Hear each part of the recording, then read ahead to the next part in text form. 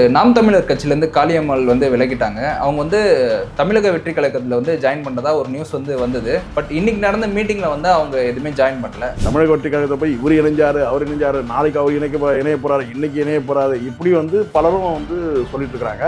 அதுவும் கொஞ்சம் தூக்கலாக ஒரு கிட்டத்தட்ட ஒரு 10 நாளாவே இந்த காளியம்மாளை மையப்படுத்தி காளியம்மாள் ஏதோ இந்திரா காந்தி மாதிரியும், ஜெயலலிதா மாதிரியும், மாயாவதி மாதிரியும், மம்தா பானர்ஜி மாதிரியும் பலரும் பேசுறதும் பாருங்க. இந்த காளியம்மாள் அடையாளப்படுத்துங்க. நாம் தமிழர் கட்சி தான் காளியம்மாளை அடையாளப்படுது. அதுக்கு முன்னாடி காளியம்மாள் கூலியம்மாளா இருந்தாங்க. இதுதான் உண்மை. சாதாரண ஒரு ஏழை குடும்பத்தில் கூலி வேலை செய்கிற குடும்பத்திலிருந்து பிறந்து வந்தவங்க தான் இந்த காளியம்மாள். அப்போ ஒரு கூலியம்மாளை ஒரு காளியம்மாள்னு சொல்லிட்டு தமிழ்நாடு முழுவதும் தெரிய வச்சது கேட்டால் நாம் தமிழர் இயக்கம் தானே, சீமான் தானே. அப்போ அதுலேருந்து நீங்கள் ஒரு மாற்று கருத்தோடு நீங்கள் வெளியே வரீங்கன்னு சொன்னால், அந்த மாற்று கருத்தோடு நீங்கள் வெளியே யாரோட இணையறாங்கன்னு பேசுகிறாங்கன்றது தான் ரொம்ப ரொம்ப முக்கியம். நேற்று வரையில் நீங்கள் சொன்ன இந்த 1000 ரூபாய்க்கு பிறந்தவங்க நாங்கள், இந்த 1000 ரூபாய் கொடுத்தவங்க யார், அவங்ககிட்ட தான் நீங்கள் உங்களை பேசிகிட்டு இருக்கிறாங்க.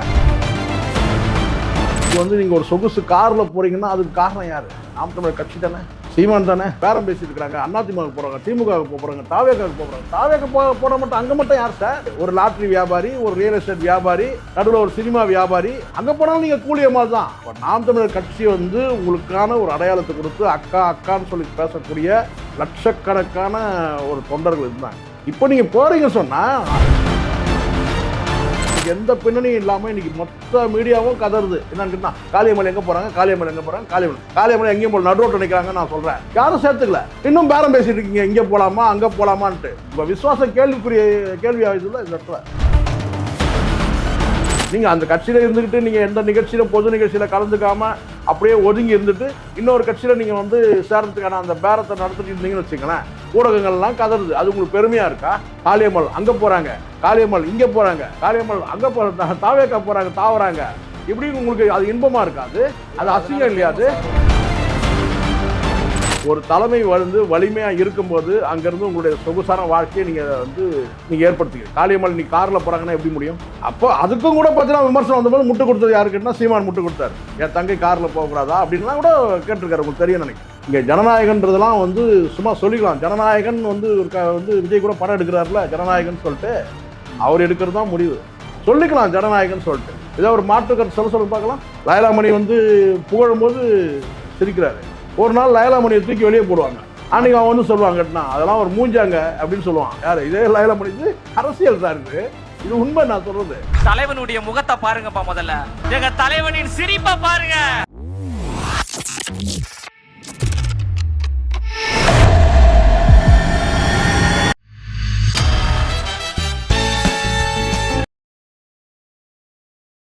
வணக்கம் சார். வணக்கம் சார். வணக்கம். நாம் தமிழர் கட்சியிலேருந்து காளியம்மாள் விலகிட்டாங்க. அவங்க தமிழக வெற்றி கழகத்தில் ஜாயின் பண்ணுறதா ஒரு நியூஸ் வந்தது. பட் இன்னைக்கு நடந்த மீட்டிங்கில் அவங்க எதுவுமே ஜாயின் பண்ணல. ஸோ அதை பற்றி நீங்கள் என்ன நினைக்கிறீங்க? இப்படி தானே சார் நிறைய பாவம் நிறைய பேருக்கு பார்த்தீங்கன்னா ஒரு அலைக்கழிப்பு நடந்துகிட்டு இருக்கு. பல கட்சிகளில் ஒரு பில்டப் தான் நடந்துகிட்டு இருக்கு. தமிழக வெற்றி கழகத்தை போய் இவர் இணைஞ்சாரு, அவர் இணைஞ்சாரு, நாளைக்கு அவர் இணைய போறாரு, இன்னைக்கு இணைய போறாரு, இப்படி பலரும் சொல்லிட்டு இருக்கிறாங்க. அதுவும் கொஞ்சம் தூக்கலாக ஒரு கிட்டத்தட்ட ஒரு 10 நாளாவே இந்த காளியம்மாளை மையப்படுத்தி காளியம்மாள் ஏதோ இந்திரா காந்தி மாதிரியும், ஜெயலலிதா மாதிரியும், அல்லது மாயாவதி மாதிரியும், மம்தா பானர்ஜி மாதிரியும் பலரும் பேசுறதும் பாரு. நான் தரக்குறைவாக நான் பேசலை, எந்த வகையும் நான் தரக்குறைவாக பேசவே இல்லை. ஒரு பெரிய ஒரு தலைவர் பார்த்தீங்கன்னா இங்கே போய் இணைகிறாரு, அங்கே போய் இணைகிறார், இப்படி ஒரு பில்டப் தான் கொடுத்துருந்தாங்க தவிர, சரிங்களா, அதுவே ஒரு நேர்மையற்ற செயல்ற. நான் அதை ஆமோதிக்கிற மாதிரி இவங்க அமைதியாக இருந்தாங்க. யாரு? காளியம்மாள். நீங்கள் ஒரு சாதாரண குடும்பத்தில் பிறந்து வளர்ந்தவங்க, உங்களுக்கு ஒரு அடையாளம் கொடுத்தது, உங்களை ஒரு என்ன சொன்ன ஒரு மேடை அமைச்சு கொடுத்து உங்களுக்கு ஒரு போராளியாக அடையாளம் காட்டினதே, நீங்கள் போராடி என்ன பண்ணீங்கன்றது வேற விஷயம். ஆனால் உங்களுக்கு நாம் தமிழர் கட்சி தான் உங்களுக்கு ஒரு அடையாளப்படுத்துது. இப்போ நான் ஏன் இந்திரா காந்தியை நான் சொல்கிறேங்க, இந்திரா காந்திக்கு பின்னாடி ஒரு நேரு குடும்பம் இருந்தது. ஜெயலலிதாவுக்கு அடையாளப்படுத்துறது எம்ஜிஆர் அடையாளப்படுத்தினார். மம்தா பானர்ஜிக்கு பார்த்தீங்கன்னா அவங்களுக்கான ஒரு பெண்புலம் இருந்தது. ஒரு சாதாரண குடும்பத்திலிருந்து வந்தாலும் அவங்களுக்கு பார்த்தீங்கன்னா ஒரு பெரிய ஒரு காங்கிரஸ் கட்சின்ற பெரிய ஒரு பின்னணி இருந்தது. அதுக்கப்புறம் தான் இன்னைக்கு திரிணாமுல் காங்கிரஸ் ஆகும். முதல்ல அவங்க கிராஸ் ரூட்லாம் பார்த்தீங்கன்னா காங்கிரஸ் ஒரு பெரிய இயக்கம் அடையாளப்படுத்துது மம்தா பானர்ஜி. காஞ்சிராம் என்ற ஒரு பெரிய லீடர் கேட்டால் மாயாவதி அடையாளப்படுத்துறாரு. இந்த காளியம்மாள் அடையாளப்படுத்துறது யார்? நாம் தமிழர் கட்சி தான். நாம் தமிழர் கட்சி தான் காளியம்மாளை அடையாளப்படுது. அதுக்கு முன்னாடி காளியம்மாள் வந்து கூலியம்மாளாக இருந்தாங்க. இதுதான் உண்மை. சாதாரண ஒரு ஏழை குடும்பத்தில் கூலி வேலை செய்கிற குடும்பத்திலேருந்து பிறந்து வந்தவங்க தான் இந்த காளியம்மாள். அப்போது ஒரு கூலியம்மாளை வந்து ஒரு காளியம்மாள்னு சொல்லிட்டு தமிழ்நாடு முழுவதும் தெரிய வச்சது கேட்டால் வந்து நாம் தமிழர் இயக்கம் தானே, சீமான் தானே. அப்போ அதுலேருந்து நீங்கள் ஒரு மாற்று கருத்தோடு நீங்கள் வெளியே வரீங்கன்னு சொன்னால் அந்த மாற்று கருத்தோடு நீங்கள் வெளியே வந்து யாரோட இணையறாங்கன்னு பேசுகிறாங்கன்றது தான் ரொம்ப ரொம்ப முக்கியம். நேற்று வரையில் நீங்கள் வந்து சொன்ன இந்த 1000 ரூபாய்க்கு பிறந்தவங்க நாங்கள், இந்த 1000 ரூபாய் கொடுத்தவங்க யார், அவங்ககிட்ட தான் நீங்கள் உங்களை பேசிகிட்டு இருக்கிறாங்க. தாவேக்காக கூட சொல்கிறேன், நான் திமுக சொல்கிறேன். திமுக என்ன சொன்னாங்க, இதே காளியம்மாள் என்ன சொன்னாங்க மேடையில், 1000 ரூபாய்க்கு பிறந்தவங்க யார், நம்ம வீட்டு பொம்பளைங்களாம், நம்ம வீட்டு அம்மாக்கள்லாம் வந்து 1000 ரூபாய்க்கு பிறந்தவங்க. அப்போ காளியம்மாளை மேடை ஏற்றி இன்னைக்கு வந்து நீங்கள் ஒரு சொகுசு காரில் போகிறீங்கன்னா அதுக்கு காரணம் யார், நாம் தமிழர் கட்சி தானே. ஆமாம், சீமான் தானே. அப்போ நீங்கள் இங்கே மேடையில் ஏறி எங்களெல்லாம் வந்து 1000 ரூபாய்க்கு பிறந்தவங்கன்னு சொல்லிட்டு அந்த 1000 ரூபாய் கொடுத்தவங்ககிட்டே நீங்கள் ஐக்கிய மாறீங்களா, என்ன நியாயம் சார் அது, சொல்லுங்க. காளியம்மாள் வந்து நமக்கு சாடணுன்றதோ தரக்குறவா பேசணும்னு நமக்கு நோக்கம் இல்லை. ஆனால் நீங்கள் தான் எங்களை தரக்குறவா பேசுறீங்க. 1000 ரூபாய்க்கு பிறந்தவங்கன்னு சொன்னது யார், நீங்கள் தானே. 1000 ரூபாய் கொடுத்தவங்ககிட்ட போய் நீங்கள் போகிறீங்களா, அப்போ நீங்கள் மீண்டும் வந்து காளியம்மாள் மீண்டும் கூலியம்மாள் ஆகிறாங்கன்றதான பொருள். மற்ற கட்சியில் போனீங்கன்னா உங்கள் நிலைமை என்ன, கூலிக்கு மாரடிக்கிறவங்களா தான் இருப்பீங்க நீங்கள். இப்போ இந்த கட்சியில் இருக்க மாதிரி அடையாளம் வேற எந்த கட்சி கிடையாது சார். இங்கே நான் சொல்கிறேன் சார், மீண்டும் சொல்கிறேன் சார். இப்போ நீங்கள் ராஜீவ் காந்தி எடுத்துங்க. ராஜீவ் காந்தி அங்கே போய் இணைஞ்சது என்னன்னு கேட்டால் அவர் என்ன வந்து அந்த கட்சியில் வந்து ஒரு எம்பி ஆகிட்டாரா, எம்எல்ஏ ஆகிட்டாரா, இல்லை பெரிய அடையாளம் ஏதாவது இருக்கா? இன்றைக்கி ராஜீவ் காந்தி சொன்னால் நமக்கு ஒன்று அந்த ராஜீவ் காந்தி மாதிரி தான் ஞாபகம் இருக்கு. ஆமாம், பெரிய அடையாளம் இல்லைல்ல. கல்யாண சுந்தரம் போனார், ஏதாவது தனியாக அடையாளம் இருக்கா, ஏதாவது பேச முடியுமா அவர், அந்த கட்சி தலைமை தாண்டி ஏதாவது ஒரு வார்த்தை சொல்ல முடியுமா? இங்கே மேடையில் எவ்வளோ பெரிய முழக்கங்களை பண்ணீங்க நீங்கள், நாம் தமிழர் கட்சியில் வந்து எவ்வளோ பெரிய முழக்கங்கள்லாம் பண்ணியிருக்கீங்க. நீங்கள் அங்கே போய் என்னவா இருக்கு வேணா சொல்லலாம், ஒரு கார் கொடுத்துட்டாங்க சார், ஒரு மாதம் எனக்கு இவ்வளோ தொகை சம்பளமாக கொடுக்குறாங்க அப்படின்னு வேணா சொல்ல முடியும். மீடியாவில் போய் உங்களை உட்கார இதை தானே நீங்கள் இங்கேயே செஞ்சுட்டு இருந்தீங்க. நாம் தமிழர் உங்களுக்கு தனியாக ஒரு வேற அடையாளமாக இருந்ததில்ல. இங்கே 2 பேரும் போய் இங்கே என்ன அடையாளம் இருக்குது? நான் இன்னும் பலரும் கூட நான் சொல்லுவேன், நாம் தமிழர் கட்சியில் போய் விலகி போன பல பேரும் கேட்டால் என்ன அடையாளத்தில் இருக்கிறீங்க நீங்கள்? இல்லவே இல்லையே. ஓகே, ஒரு அதிமுகலேருந்து வந்த ஒரு 15 பேர் அமைச்சராக இருக்கிறாங்க சார் திமுகவில். அவங்களாம் அதிமுகலேருந்து வந்தவங்க. நாம் தமிழர் கட்சியிலேருந்து போய் நீங்கள் என்ன அடையாளத்தில் நீங்கள் இருக்கிறீங்க சொல்லுங்கள். இல்லை இல்லை, இன்னைக்கு காளியம்மாள் போனாலும் அதுதான் நிலைமை. ஓகே, நீங்கள் உட்காந்து இங்கே இருந்து பேரம் பேச, அதுவே அசிங்கம் இல்லை, அதுவே பேரம் பேசுகிறன்ற அந்த வார்த்தையை வரக்கூடாதுல்ல. பல வார்த்தைகள் வருது. பேரம் பேசிட்டு இருக்கிறாங்க, அதிமுக போகிறாங்க, திமுக போகிறாங்க, தாவேக்காவுக்கு போகிறாங்க. தாவேக்க போட மட்டும் அங்கே மட்டும் யார் சார், அங்கே மட்டும் யார்? ஒரு லாட்ரி வியாபாரி, ஒரு ரியல் எஸ்டேட் வியாபாரி, நடுவில் ஒரு சினிமா வியாபாரி, அங்கே போனாலும் நீங்கள் கூலியம்மாள் தான்.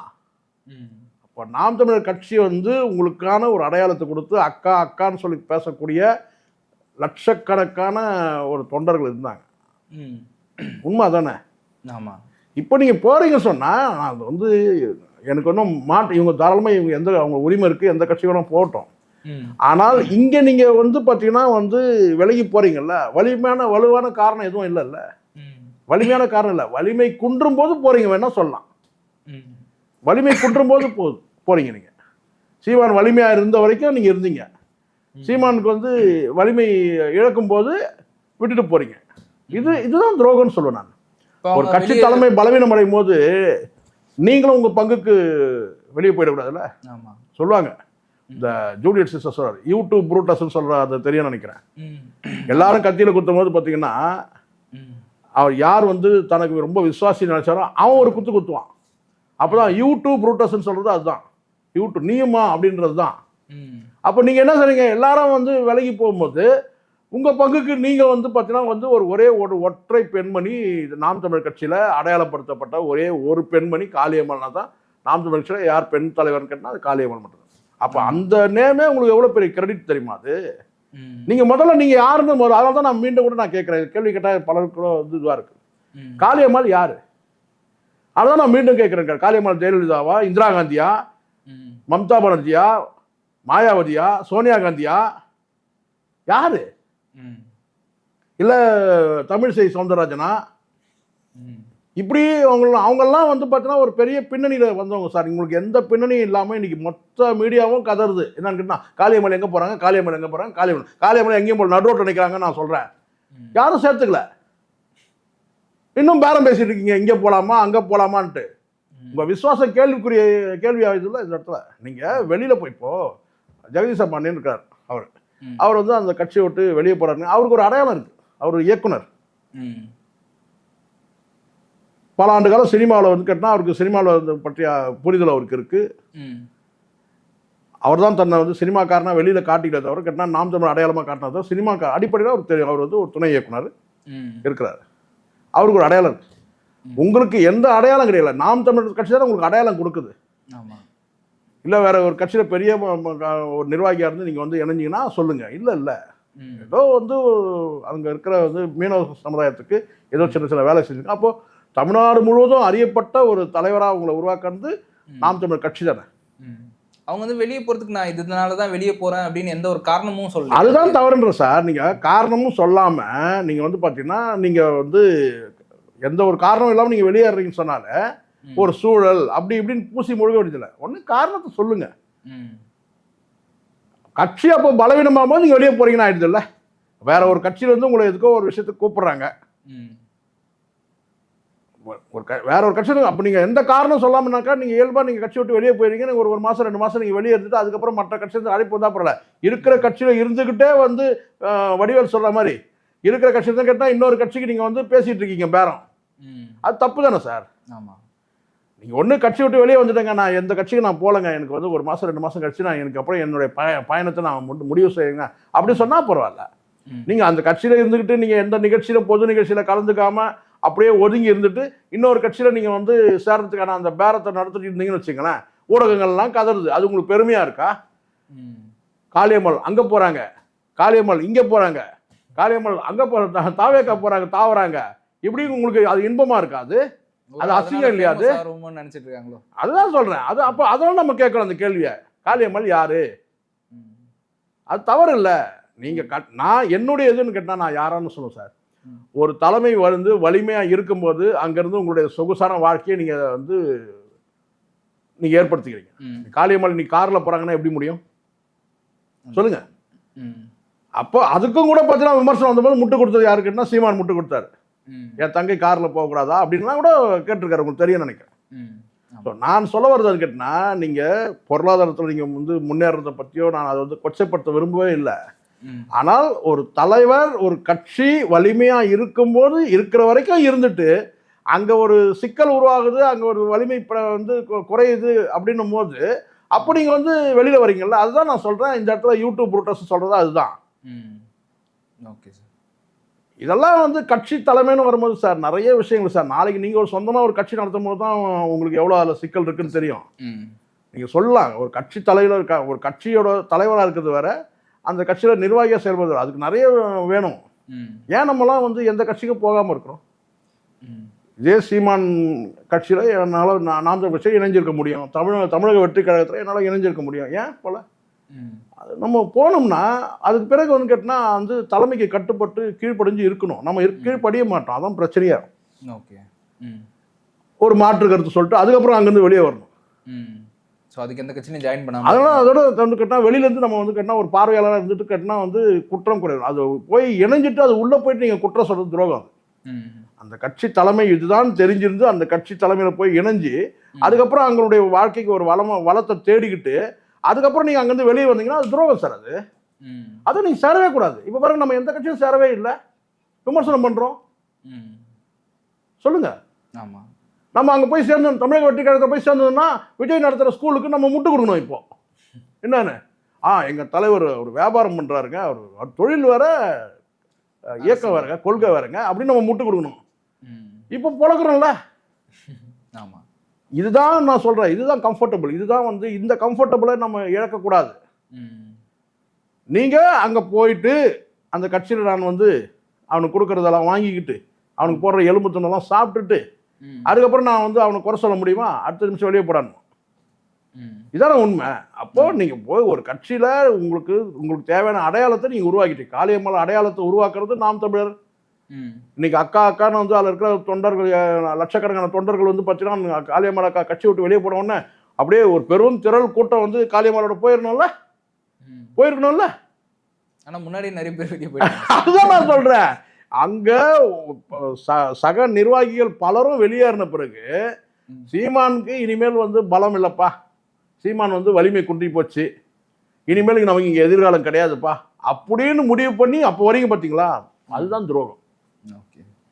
பலமாக இருந்த வரைக்கும் நீங்கள் அனுபவிச்சிட்டீங்க, இனிமேல் இங்கே இருந்து இனிமேல் ஒன்றும் கிடையாதுப்பா அப்படின்றப்போ அப்போ நீங்கள் வெளியேறீங்க. வெளியேறிட்டு என்னன்னா அதை விட வெளியேறினா கூட பரவாயில்ல, அதில் கூட ஒரு நேர்மை இல்லை.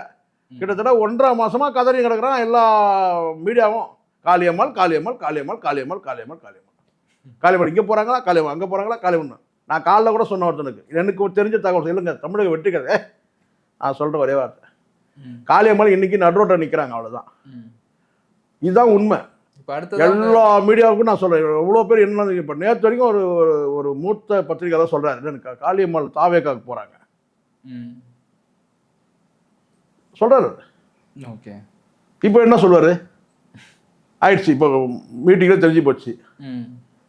இப்போ புரியுதுங்களா, இங்கே ஊடகங்கள் வந்து பார்த்தீங்கன்னா அந்த சூழலுக்கு பயன்படுத்திக்கிட்டு அவங்க வந்து வியாபாரத்துக்கு பயன்படுத்திக்கிறாங்க, அவ்வளோதானே தவிர உண்மை கிடையாது.